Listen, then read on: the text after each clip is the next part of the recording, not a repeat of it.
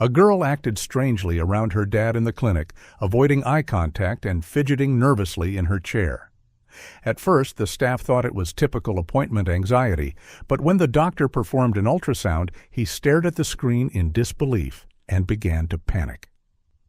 The early evening air settled over Santa Rosa, a modest city nestled in Sonoma County, California. Dr. Evan Latham glanced at his watch as he hurried out of the examination room. At 52, he had established himself as a respected family physician in the suburban neighborhood, and his independent clinic, opened just a few years ago, was steadily building a patient base. "Rosa," Dr. Latham called, approaching the nurse station. This was left behind by Mrs. Hernandez. He handed over a prescription eyeglass case to the nurse on duty. "I'll call her right away," Rosa replied, taking the case and placing it in the desk drawer. As Dr. Latham turned to head back to his examination room, he scanned the waiting area, now mostly empty as closing time approached. His eyes landed on a pair seated in the corner, a stocky man in a blue polo shirt and a young girl in a red hoodie. Recognition flashed across his face. "Marco!" Dr. Latham called out, walking over with a warm smile. "Marco Halcon, right?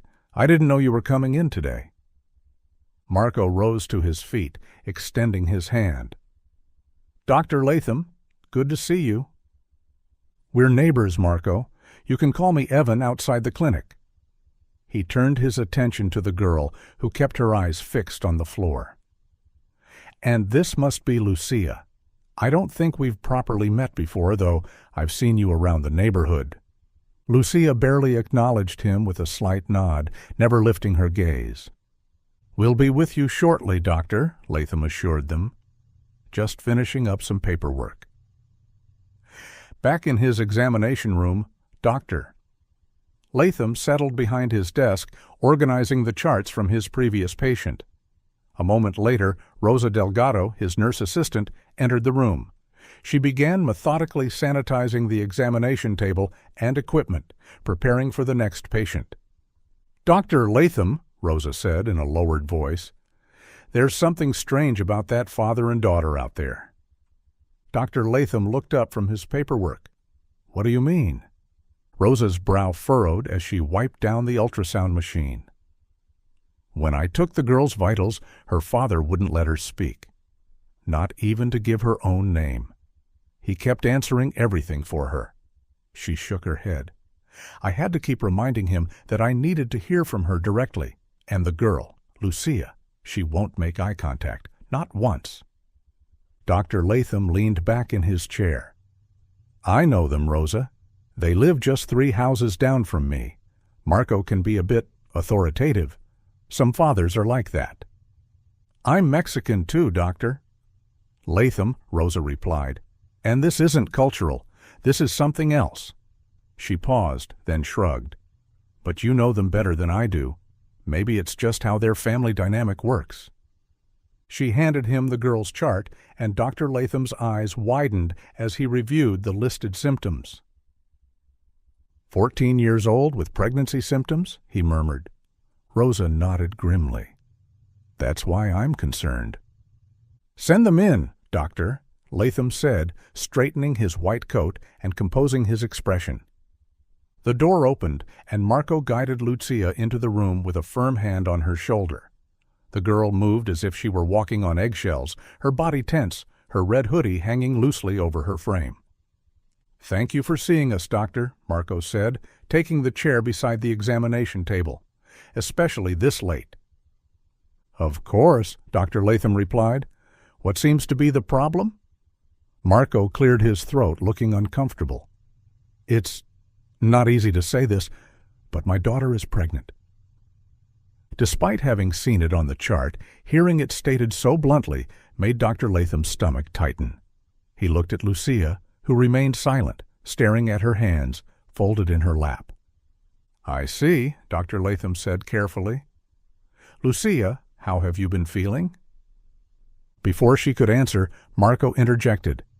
"She's been having morning sickness, fatigue, and lately she's been complaining about abdominal pain." Dr. Latham kept his focus on Lucia. Lucia, would you prefer to answer these questions yourself? The girl gave a barely perceptible nod. And how did this pregnancy occur? Dr. Latham asked, directing his question to Lucia. Again, Marco answered. She has a boyfriend. We don't want to talk about him. His tone made it clear the subject was closed. Doctor, Marco continued, leaning forward, we need this to stay confidential. No one can know about this. Not our neighbors, not anyone. Patient confidentiality is standard protocol, Mr. Halcon, Doctor, Latham assured him, though he found the emphasis odd. I can't discuss any patient's case with others. Good, good, Marco nodded. Dr. Latham turned to Lucia. I'd like to perform an ultrasound to check on the baby and determine how far along you are. Is that okay with you, Lucia? She nodded, still not meeting his eyes. Rosa will help you onto the examination table, Dr. Latham said, preparing the ultrasound machine. You'll need to lift your shirt just above your abdomen. Rosa gently guided Lucia to the table. The girl winced as she lay back. Does that hurt? Rosa asked softly. Lucia nodded. The abdominal pain has been getting worse, Marco explained from his chair. Dr. Latham applied the gel to Lucia's abdomen, noting how she flinched at his touch. He moved the transducer across her belly, watching the screen intently. What he saw made him pause. This is... He began, adjusting the machine for a better view. Lucia, you appear to be approximately 28 weeks pregnant. Marco's eyes widened. That can't be right. It hasn't been that long. Dr. Latham looked at him sharply. Have you taken her to an obstetrician before? No, Marco said. This is our first doctor visit. Dr. Latham continued examining the ultrasound image. It's a girl, he said, then frowned. But I'm seeing some concerning signs. Her abdomen doesn't match typical growth patterns for 28 weeks. This suggests what we call intrauterine growth restriction, or IUGR. What does that mean? Marco asked. It means the baby isn't growing at a normal rate. This can happen due to problems with the placenta, maternal health issues, or fetal conditions. Dr. Latham moved the transducer again, monitoring carefully. I'm also detecting an irregular fetal heartbeat. He turned to face Marco directly. Mr. Halcon, I strongly recommend you take Lucia to the hospital immediately. She needs specialized care that I can't provide here in my clinic. Marco's face darkened. Hospital? Why can't you just give her some medicine? This requires advanced monitoring and possibly intervention, Dr. Latham explained patiently. The hospital has the equipment and specialists needed to monitor the baby's development properly. They can perform Doppler studies to assess blood flow to the baby and check for any organ under development. Marco looked resistant, but Dr. Latham continued firmly. I can give you a prescription for prenatal vitamins, calcium, and folic acid to help with nutrition, but that's not enough. She needs to be seen at the hospital. He wrote out the prescription and handed it to Marco. The pharmacy next door is still open. You can fill this while Nurse Rosa helps clean up Lucia. Marco glanced hesitantly between the doctor and his daughter. She'll be fine, Doctor, Latham assured him. We'll just clean off the gel and print out the ultrasound images. She'll join you at the pharmacy in a few minutes. Marco reluctantly took the prescription and left the room, looking back at Lucia one last time before closing the door. As soon as he was gone, Rosa began gently wiping the gel from Lucia's abdomen. You're going to be okay, sweetie, she said softly. Lucia's eyes suddenly welled with tears. She kicks when she hears his voice, she whispered. I hate that she likes him. Dr. Latham and Rosa exchanged alarmed glances. The statement hung in the air, pregnant with ambiguous meaning. Lucia, Dr. Latham said carefully. What do you mean by that? But Lucia had retreated back into silence. Her momentary openness vanished. Dr. Latham tried to make sense of her words. Perhaps she was upset about her pregnancy and projecting those feelings onto her father? Or maybe Marco had been angry about the pregnancy, and she was expressing resentment. "What's done is done," he said gently. "Your father brought you here because he cares about your health. Now we need to focus on making sure you and the baby are okay. That's why it's so important that you go to the hospital right away." He handed Lucia the printed ultrasound image, and she took it, her gaze fixed on the black and white picture. To her eyes, the image looked more like an abstract blur than anything recognizable. Through the glass panel in the door, Dr. Latham could see Marco returning from the pharmacy. The moment was lost. Rosa helped Lucia sit up, and they prepared to leave. Dr. Latham watched as Marco collected his daughter, his hand firmly on her shoulder as they exited the clinic. After Marco and Lucia left, Rosa returned to the examination room, her face troubled as she gathered the remaining ultrasound printouts. 9 o'clock, she announced, looking at her watch. "That's it for today, right?" Dr. Latham nodded, still disturbed by Lucia's cryptic statement. "Yes, they were our last patients." Rosa began shutting down the ultrasound machine, her movements brisk, but her expression pensive. "That was strange, don't you think?" she finally asked. "The girl hiding her pregnancy for 28 weeks? And what she said when her father left the room?" "I know," Dr. Latham agreed, leaning against his desk. "It was definitely unusual." "What do you think she meant?" Rosa pressed. "About the baby kicking when she hears his voice, and her saying she hates that the baby likes him?"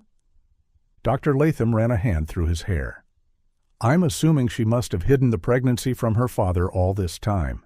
That's why he only just brought her in. Maybe he was angry when he found out, and that's why she's expressing those feelings." Rosa wasn't convinced. "But she specifically said the baby kicks when she hears her father's voice, and she doesn't like that. Doesn't that seem odd to you?" "It could be teenage hormones colliding with pregnancy hormones," Dr. Latham suggested, though the explanation felt insufficient even to him. Mood swings and emotional volatility are common in both. Rosa nodded slowly, though doubt lingered in her eyes. "I hope they go to the hospital like you told them to." "Me too," Dr. Latham said. "That baby needs proper monitoring."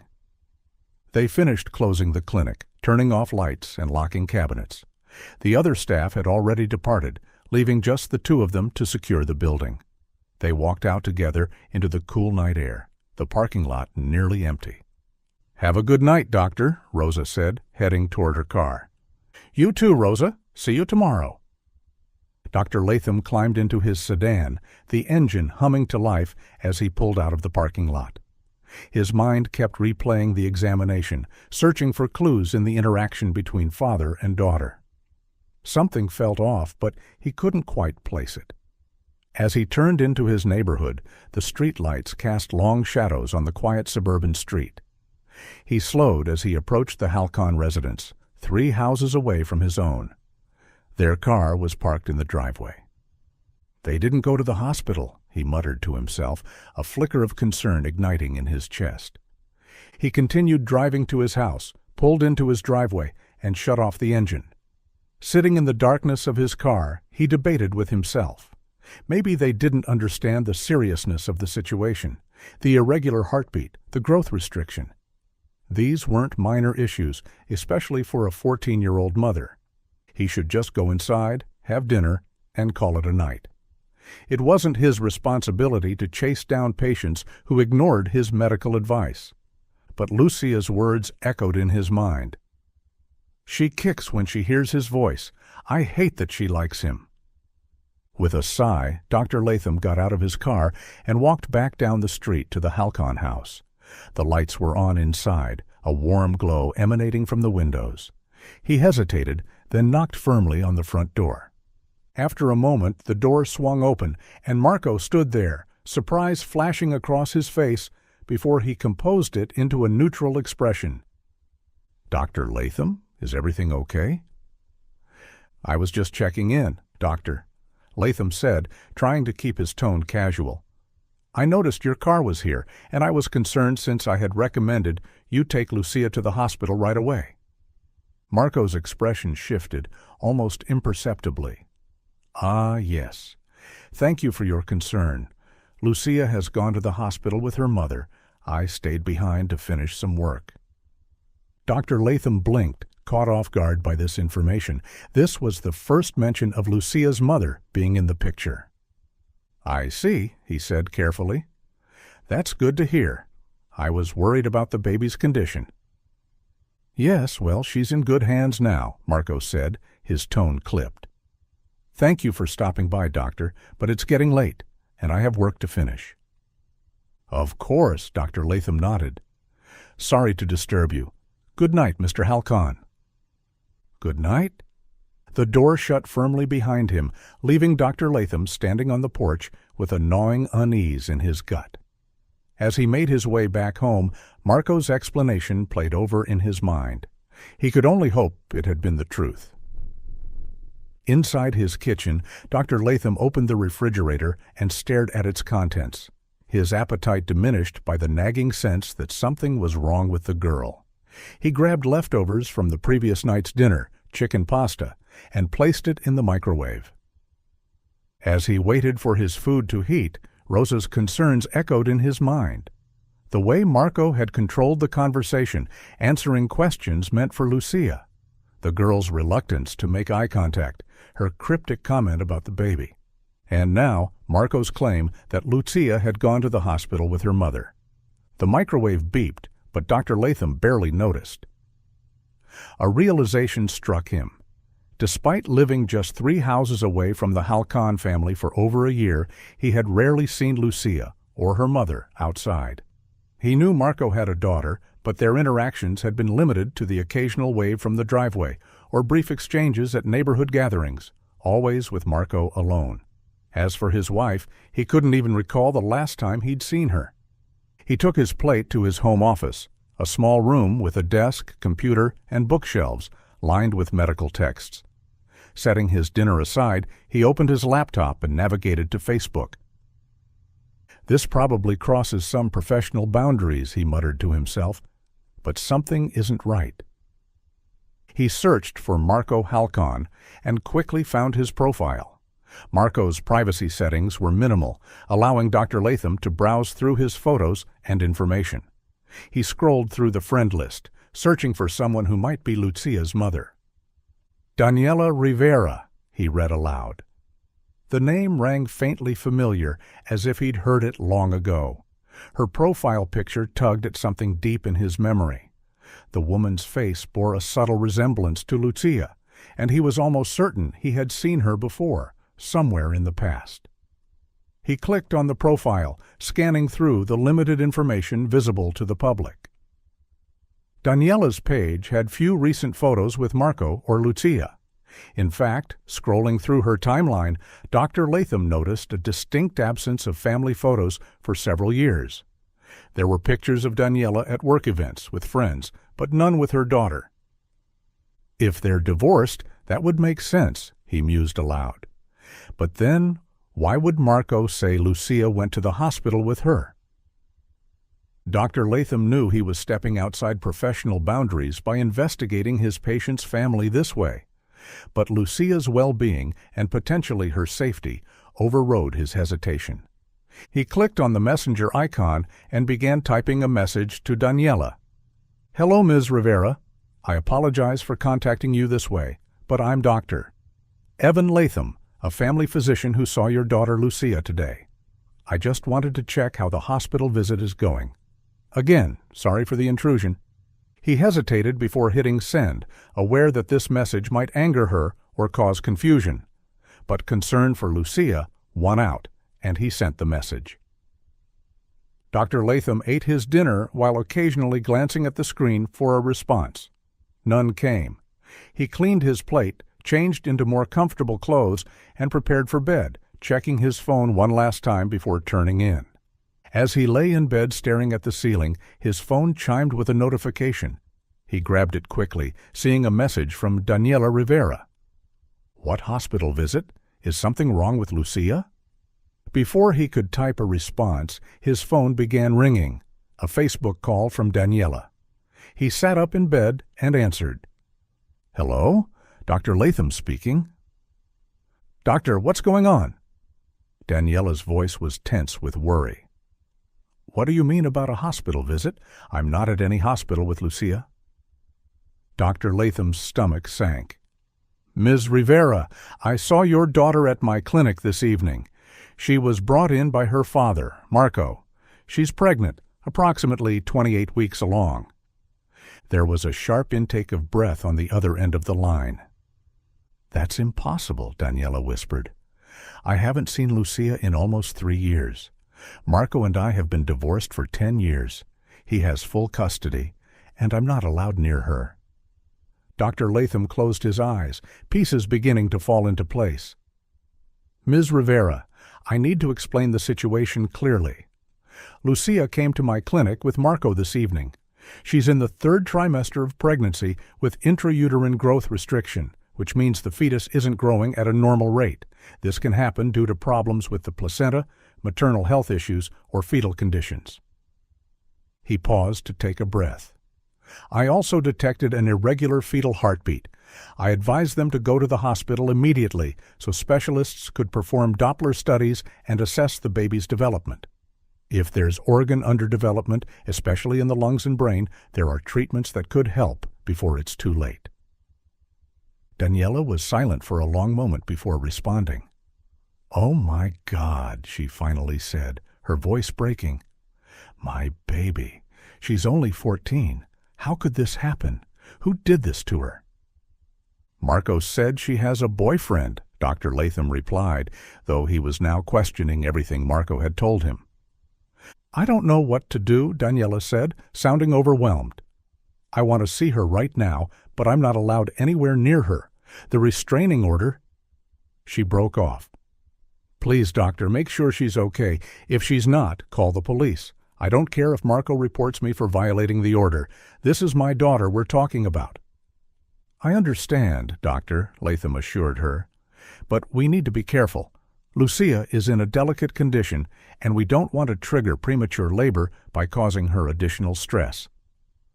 You're right, Daniela agreed reluctantly. What will you do? I'll check on her again, Doctor, Latham promised, and I'll keep you updated. For now, it's probably best if you stay where you are.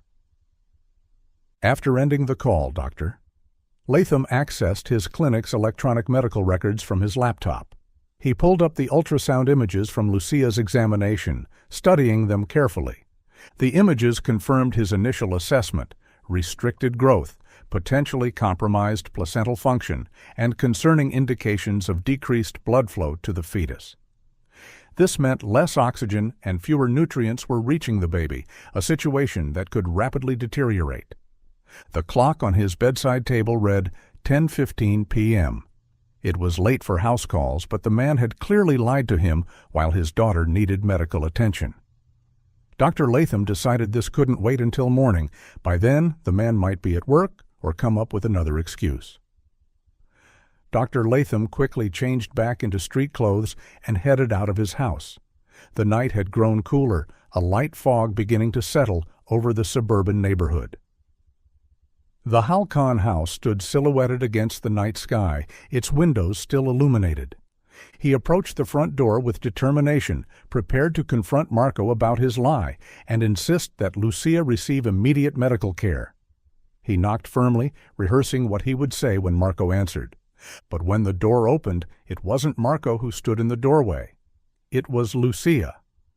Her eyes widened slightly at the sight of him. "Doctor!" "Latham?" she whispered, glancing nervously over her shoulder. "Lucia," he said gently. "Did you go to the hospital?" She shook her head, her fingers fidgeting with the hem of her hoodie. "Lucia, I need you to tell me the truth," Dr. Latham said, keeping his voice low. "What's happening here? Why did you hide your pregnancy for so long?" Lucia opened her mouth to speak, but before she could say anything, Marco's voice boomed from inside the house. "Who is it, Lucia? Is that the delivery guy? What's taking so long?" Fear flashed across Lucia's face. "Please go," she whispered, already closing the door. "Please." Dr. Latham put his hand on the door to stop it from closing completely. "Lucia, I can help you. Let me help you." "I can't," she breathed, pushing the door shut. Dr. Latham stood on the porch, torn. Technically, he had done his duty. He'd informed Marco of the risks and urged him to seek hospital care. He couldn't force them to follow his advice. But something about that house felt off, deeply wrong, and he couldn't bring himself to walk away. He had made a promise to Daniela, and that promise still held weight. As he turned to leave, the front door swung open again. This time, Marco stood in the doorway, his expression dark with annoyance. "Dr. Latham," he said, voice tight. "Why do you keep coming to my house? It's late in the evening." "Mr. Halcon, doctor," Latham began, struggling to keep his tone professional. "I'm concerned about Lucia's condition. You told me she had gone to the hospital with her mother, but I've just learned that's not true." Marco's jaw tightened. "You've been checking up on me? Who I take my daughter to see is none of your business." "As her physician, her health is my business," Dr. Latham countered. "The baby's condition is serious. Delaying treatment could lead to complications, or worse." Marco glared at him, about to respond, when a light came on in the neighbor's house next door. A curtain twitched, someone clearly watching the late-night confrontation unfolding on the porch. Marco's demeanor shifted abruptly. "Perhaps we should continue this conversation inside," he suggested, his voice suddenly conciliatory. "No need to disturb the whole neighborhood." Dr. Latham hesitated, then nodded. Marco stepped back, allowing him to enter the house. The living room was sparsely decorated, with a worn couch, a coffee table, and a television mounted on the wall. Lucia sat on the edge of the couch, her hands folded in her lap, eyes fixed on the floor. "Lucia," Dr. Latham said gently, "how are you feeling?" Marco interrupted before she could answer. "She's fine, just tired. Pregnant women get tired, right, doctor?" Dr. Latham turned to face Marco directly. "Mr. Halcon, you need to understand the seriousness of the situation. The ultrasound showed intrauterine growth restriction and an irregular fetal heartbeat. These conditions require immediate medical attention." "And we'll get that attention," Marco replied, his tone placating but his eyes cold. "First thing tomorrow morning." "Why wait?" Dr. Latham pressed. "Why not tonight?" "Because it's late," Marco said, gesturing at the clock on the wall. "Lucia needs rest. She's exhausted, and dragging her to an emergency room where we'll sit for hours isn't what she needs right now." "The baby could be in distress," Dr. Latham argued. "Every hour counts in a situation like this." Marco's expression hardened. "The baby won't die overnight." Dr. Latham flinched at the callousness of the statement. Before he could respond, the doorbell rang. Marco's shoulders relaxed slightly. "That'll be the delivery. I ordered dinner for us." He turned to Lucia. "Wait here with the doctor. I'll get the food." As Marco walked to the door, Dr. Latham took the opportunity to move closer to Lucia. "Are you okay?" he asked softly. "Is there something you want to tell me?" Lucia glanced toward the door where her father was paying the delivery person, looking for spare changes in his pockets. Then quickly, Lucia reached into her pocket and pulled out several folded photographs. She thrust them into Dr. Latham's hand just as Marco turned back toward them. Dr. Latham discreetly slipped the photos into his jacket pocket without looking at them. Lucia leaned closer and whispered, "More in bedroom." "I'll help you, Doctor," Latham promised, keeping his voice low. "You're being very brave." Marco returned with a pizza box. "What are you two talking about?" "Lucia was telling me she's hungry," Dr. Latham improvised smoothly.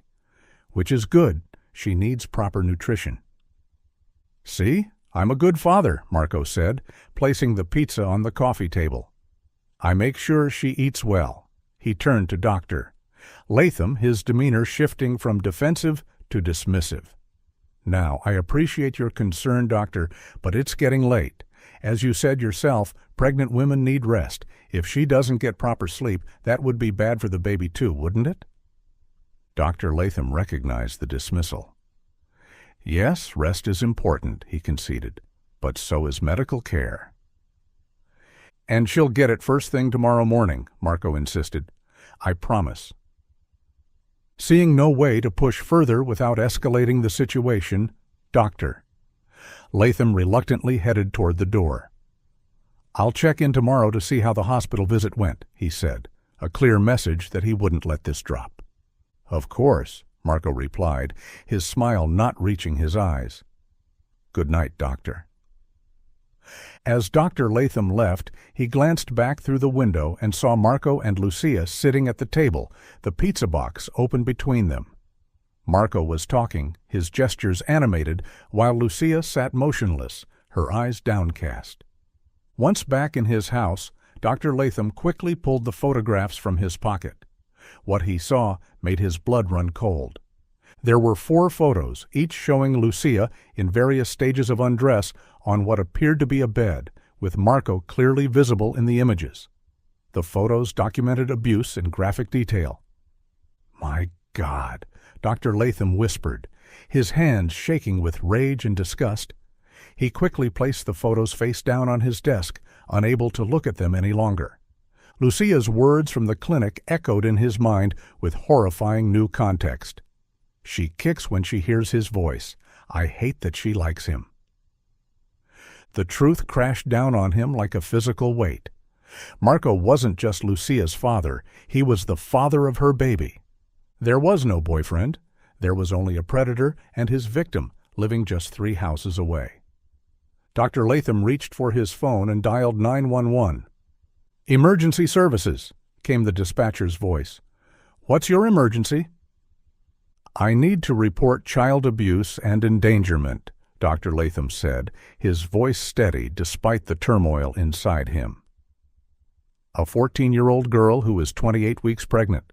The father is the abuser, and the girl and her unborn child need immediate medical attention. While waiting for the police to arrive, Dr. Latham's mind raced. The photos in his possession were damning evidence, but he needed to ensure they reached the proper authorities. He also needed to alert Daniela to what was happening. He took photos of the printed photographs with his phone, making sure the images were clear enough to serve as evidence if the originals were somehow lost or destroyed. Then he sent them to Daniela through Facebook Messenger, along with a brief message explaining that he had contacted the police and they were on their way to Marco's house. His phone rang almost immediately, Daniela calling back. I'm coming there right now, she said, her voice raw with emotion. That monster, I'll kill him myself. Daniela, please let the police handle this, Dr. Latham urged. They're on their way. The most important thing right now is getting Lucia safely out of that house and to a hospital. How could this happen? Daniela sobbed. How could he do this to his own daughter? I knew something was wrong when he fought so hard for custody, but I never thought he would. I'm so sorry, Doctor, Latham said, at a loss for more comforting words. But Lucia reached out for help tonight. She was incredibly brave, and now we can get her away from him. I'm still coming, Daniela insisted. I need to be there for my daughter. Of course, Dr. Latham agreed. Just please let the police do their job first. After hanging up, Dr. Latham paced his living room, checking the window every few minutes for signs of police arrival. It felt like hours, though his clock told him only 20 minutes had passed since his call. Finally, he saw the flashing lights of police cruisers turning onto their street, moving slowly without sirens, a tactical approach to avoid alerting Marco. Dr. Latham hurried outside to meet them. 3 police cars parked a short distance from the Halcon house. 6 officers emerged, and Dr. Latham approached the one who appeared to be in charge. Dr. Evan Latham, he introduced himself. I made the call. The officer nodded. Detective Morales, you have evidence of sexual abuse? Dr. Latham handed over the photographs. These were given to me by the victim less than an hour ago. She indicated there are more in the house. Detective Morales examined the photos, his expression hardening. "And the girl is pregnant?" "Yes, 28 weeks.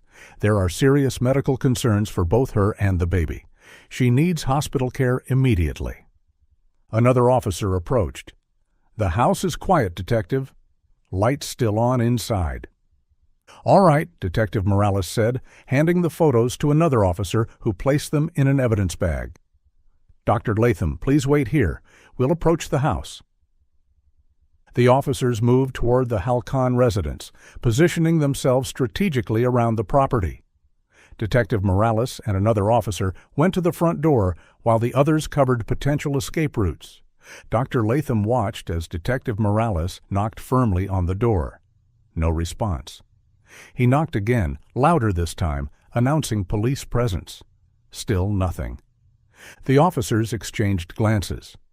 Detective Morales spoke into his radio, and moments later, the officers at the back of the house confirmed that they could see movement inside, but no one approaching the door.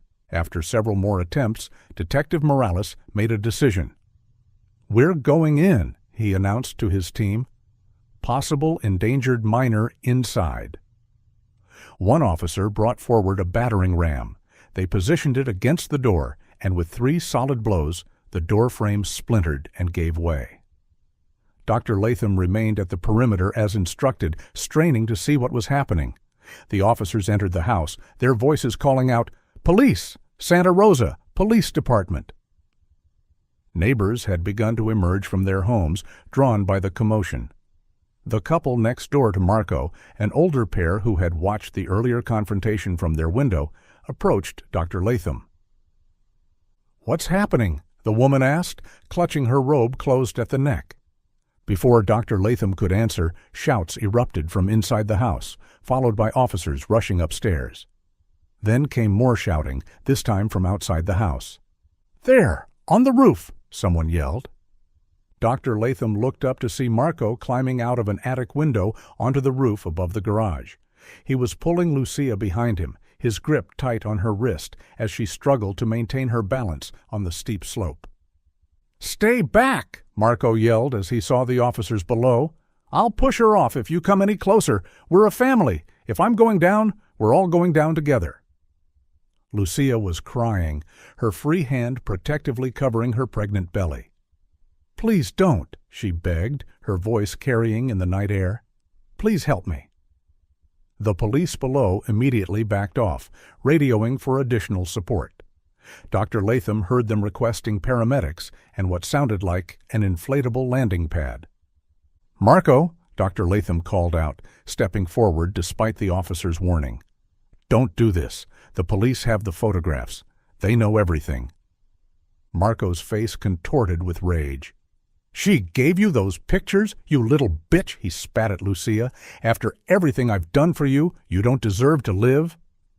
A car screeched to a halt at the edge of the police perimeter. Daniela leapt out, rushing toward the house before an officer intercepted her.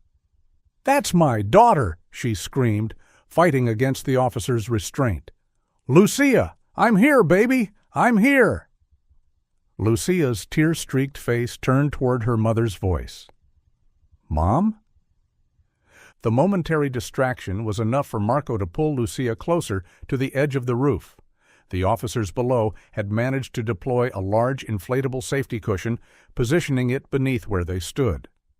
"Marco Halcon," Detective Morales called through a megaphone. "This is Detective Morales with the Santa Rosa Police Department. Release the girl and surrender yourself. There's nowhere for you to go." Dr. Latham could see officers now positioning themselves at the attic window, ready to apprehend Marco from behind. But Marco saw them too. "Stay back!" he shouted, yanking Lucia closer to the edge. "I'll jump with her if I have to." Daniela broke free from the officer holding her back. "Please, Marco. She's our daughter. Don't hurt her." "She's mine," Marco snarled. "You never deserved her. You never deserved either of them."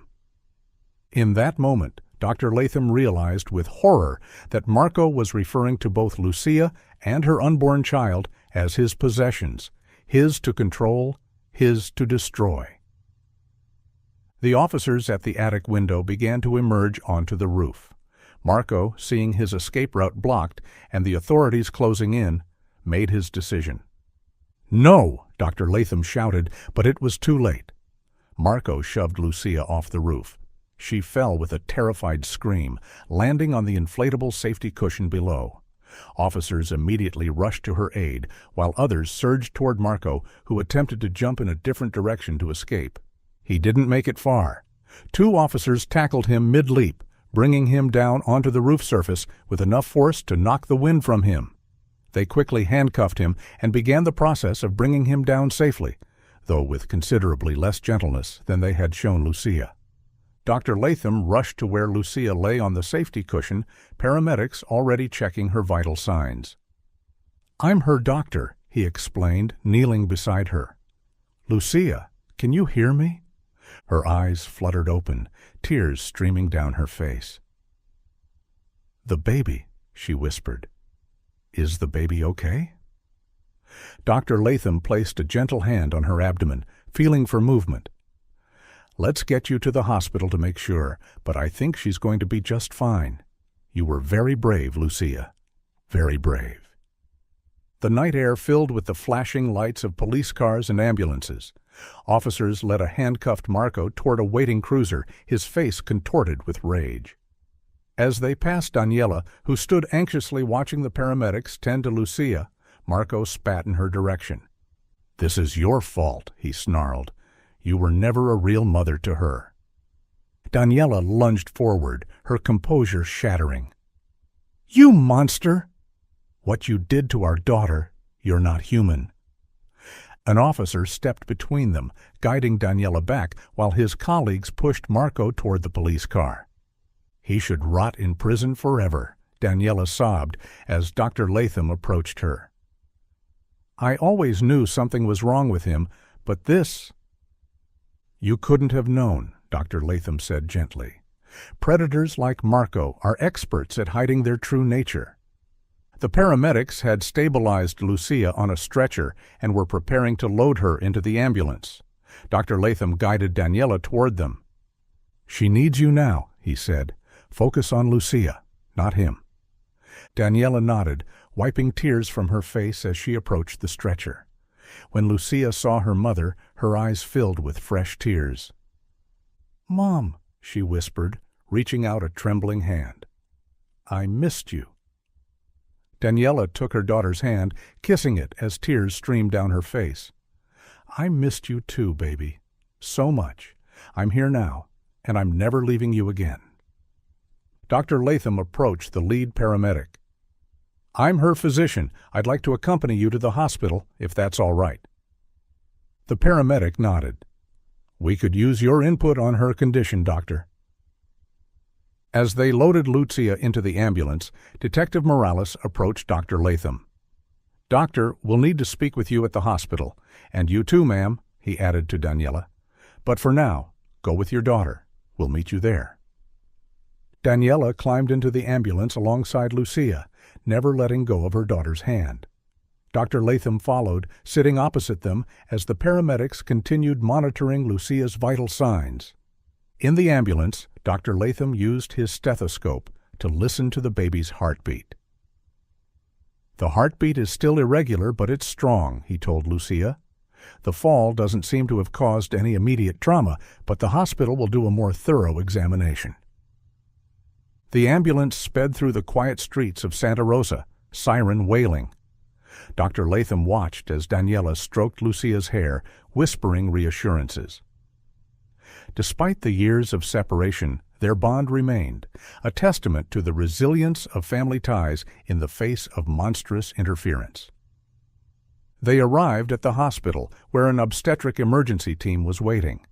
Dr. Latham briefly explained the situation to the attending physician, Dr. Elena Vasquez, a specialist in high-risk pregnancies. 28 weeks with IUGR and fetal arrhythmia, he summarized as they wheeled Lucia into an examination room. Also potential trauma from a fall, though she landed on an inflatable safety cushion. Dr. Vasquez nodded. "We'll take it from here, Doctor. Latham, thank you for your quick action tonight." As the medical team began their work, Dr. Latham joined Daniela in the waiting area. Detective Morales arrived shortly after, accompanied by another officer and a woman who introduced herself as Rebecca Miller from Child Protective Services. "We need to understand exactly what happened tonight," Detective Morales began. "Dr. Latham, please start from the beginning." Dr. Latham recounted the events of the evening, from Lucia's visit to his clinic to his growing concerns and eventual discovery of the truth through the photographs. "Marco claimed the baby's father was a boyfriend," he explained. But Lucia's comment at the clinic about the baby kicking when she heard his voice takes on a horrifying new meaning now. Detective Morales nodded grimly. "We found a hidden room in the basement, just as you suspected from what Lucia told you. It appears to be where much of the abuse took place. There were cameras, recording equipment, and other items." Daniela covered her mouth, stifling a sob. "His bedroom contained hundreds of photographs of Lucia," the detective continued. "Some dating back several years. This has been ongoing for a long time." "How could this happen?" Daniela asked, her voice breaking. "How could no one notice?" "Predators like Marco are skilled at isolation and manipulation," Ms. Miller from CPS explained. "They gradually sever their victims' ties to support systems, friends, family, even school. We'll have a clearer picture once Lucia is able to share her statement." Detective Morales turned to Daniela. "Ms. Rivera, we need to understand how Marco gained custody of Lucia. It might help us build a stronger case against him." Daniela wiped her eyes, her expression pained. "I'm not proud of what happened. After Marco and I divorced 10 years ago, I was a single mom working nights at a casino. We were struggling financially." She drew in a steadying breath before continuing. "I started attending underground poker games, thinking I could stretch my paychecks and give Lucia a better life, but it quickly spiraled into an addiction. One night the house was raided, and that's when the police found out I'd left Lucia, just 7 years old at the time, home alone." Tears streamed down her face. "Marco seized the opportunity. He portrayed himself as the stable, responsible parent. The court gave him custody, and I was only allowed supervised visitation. Then he moved to Santa Rosa and got a restraining order, claiming I was unstable and a bad influence on Lucia." "He systematically isolated her," Ms. Miller nodded. "It's a common tactic." "I've spent the last 3 years rebuilding my life and moving to this neighborhood," Daniela said. "I have a stable job now and an apartment with a second bedroom ready for Lucia. I've been saving every penny I could to fight for custody again, but Marco shut down every attempt I made to reach her." Dr. Vasquez emerged from the examination room before anyone could respond. They all turned to her expectantly. "Lucia is stable," she reported. "The baby's heartbeat remains irregular, but we've started her on medication to help with that. We've also begun steroid injections to accelerate fetal lung maturity, which is crucial in cases of IUGR. She's severely malnourished and showing signs of long-term stress and trauma, but physically she should recover." "And the baby?" Daniela asked. "We're monitoring the situation closely," Dr. Vasquez said. "The next 48 hours will be critical. The fall doesn't appear to have caused any placental abruption, which is good news. But the pre-existing conditions, the growth restriction and heart irregularities, remain concerning." "Can we see her?" Dr. Latham asked. Dr. Vasquez nodded. "She's asking for her mother, and you too, Dr. Latham. She says you saved her life." The hospital room was dimly lit, the steady beeping of monitors creating a rhythmic backdrop. Lucia lay propped up on pillows, an IV in her arm, and fetal monitors strapped across her swollen abdomen. Despite everything she had endured, there was something different about her now, a spark in her eyes that hadn't been there before. The weight of her secret had been lifted. Daniela approached her daughter's bedside, her steps tentative, as if afraid Lucia might disappear. "Lucia," she whispered, gently taking her daughter's hand. "My brave, beautiful girl." Lucia's eyes welled with tears. "Mom," she said, her voice stronger than it had been earlier, "you came back for me." "I never stopped trying to come back," Daniela assured her, perching carefully on the edge of the bed. "Your father, he made it impossible. But that's over now. He can never hurt you again." Dr. Latham stood respectfully at the foot of the bed, giving mother and daughter space for their reunion. Detective Morales and Ms. Miller from CPS waited near the door, understanding the delicacy of the moment. After a few minutes, Lucia looked up at Dr. Latham. "Thank you," she said simply, "for believing me, for helping us." "You're the brave one, Lucia," Dr. Latham replied. "You found the courage to reach out for help, and that's what saved you and your baby." Detective Morales stepped forward. "Lucia, I know this is difficult, but we need to ask you some questions to help build our case against your father. Would that be okay?" Lucia glanced at her mother, who squeezed her hand reassuringly. "It's your choice, sweetheart. Whatever you decide, I'm right here with you." Lucia nodded slowly. "I want to tell the truth, all of it." "Take your time," Ms. Miller said gently, "and if you need to stop at any point, just say so." Lucia took a deep breath and began to speak, her voice gaining strength as she continued. "There was never any boyfriend," she confirmed what they already suspected. "My father, he's the father of my baby too." She described how Marco had begun abusing her shortly after gaining full custody, how he had systematically isolated her from the outside world. "He pulled me out of school, saying he would homeschool me, but there were never any real lessons. Just enough so I could answer basic questions if anyone asked. The abuse had escalated over the years. Whenever anyone came to the house, he would lock me in the basement. There's a hidden room there that he built. That's where most of it happened."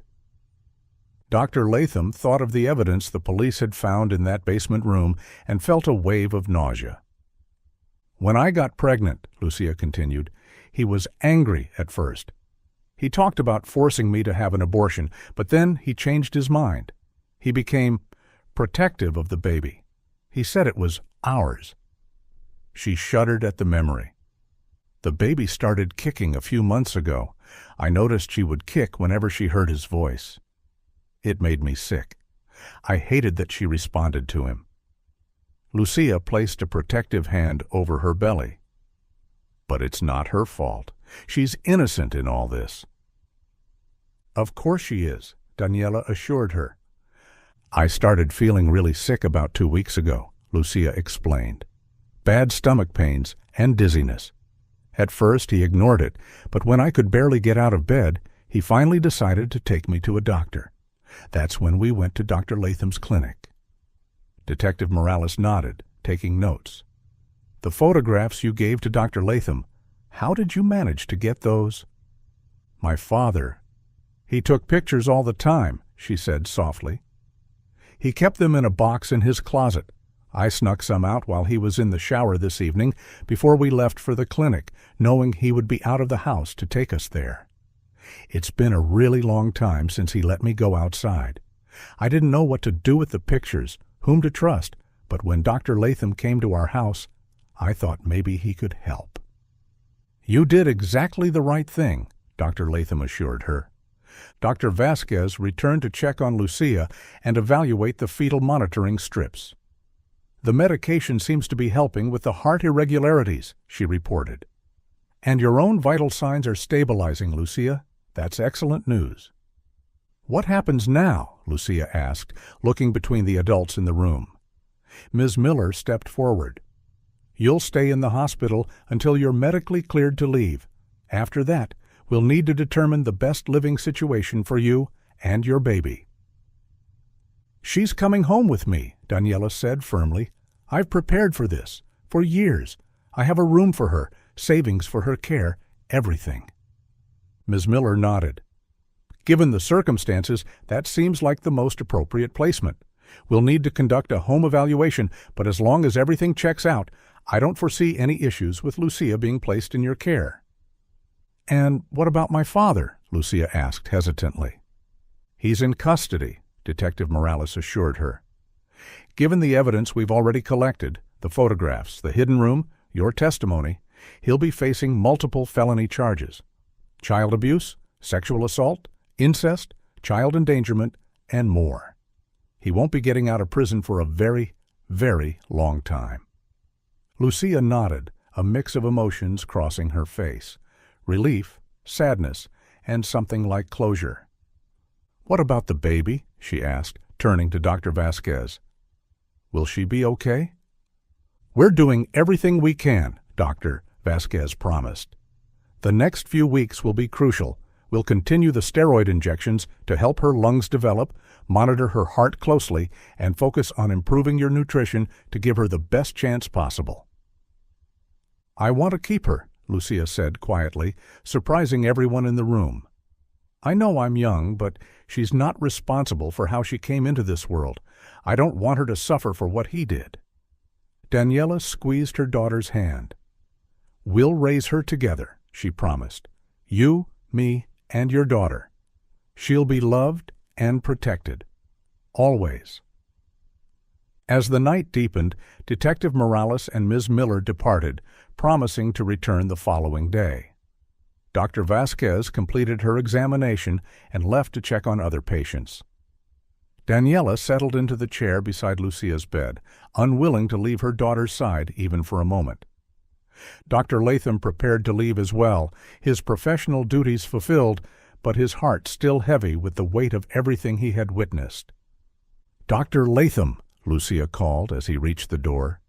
Thank you for listening, for seeing that something was wrong. He turned back to her, struck by the resilience in her young face. I'm just glad I could help. You did more than help, Daniela said. You saved them both when everyone else looked away. As Dr. Latham drove home in the early hours of the morning, the streets of Santa Rosa quiet and empty, he reflected on the events of the night. His decision to follow his instincts, to push past professional boundaries when a child's welfare was at stake, had made all the difference. The neighborhood was silent when he returned, the Halcon house now a crime scene, yellow police tape marking its boundaries. Neighbors would wake to a changed street, a community forced to reckon with the horror that had existed in their midst, unnoticed for years. Dr. Latham entered his home, exhausted but at peace with the choices he had made. In the medical profession, the mandate was clear. First, do no harm. But sometimes doing good required more than just avoiding harm. It required action, courage, and the willingness to see what others missed. As he finally lay down to rest, Dr. Latham thought of Lucia and her unborn daughter, both victims of unspeakable cruelty, both now with a chance at a new beginning. Their road to healing would be long and difficult, but they would not walk it alone. Sometimes, he reflected, as sleep finally claimed him, the most important diagnosis was the one that went beyond medical symptoms, the one that recognized the human suffering beneath the surface, the silent cries for help that came in the form of averted eyes, cryptic words, and brave acts of desperate trust. In the end, it wasn't just medical knowledge that saved lives. It was compassion, attention, and the courage to act when others turned away.